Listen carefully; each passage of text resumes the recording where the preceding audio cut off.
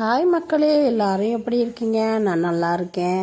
வாங்க மக்களே, எங்கள் வீட்டு மருமக வந்து இன்றைக்கி பிரியாணி செய்யலான்னு சொல்லிட்டு நான் சொல்ல எங்கள் மருமக பிரியாணி செஞ்சுருக்கிறா. பிரியாணியும் தால்ச்சா தயிர் பச்சடி நாங்கள் சொல்லித்தரேன். என் பாப்பா செஞ்சுருக்கிறா. எப்படி இருக்குன்னு பார்த்துட்டு சொல்லுங்கள். நல்லா இருந்துச்சு. நாங்கள் சாப்பிட்டு பார்த்தோம், டேஸ்ட்டாக இருந்துச்சு.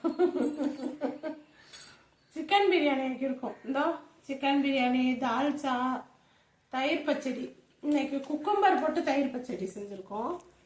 எல்லாரும் வாங்க சாப்பிடலாம்.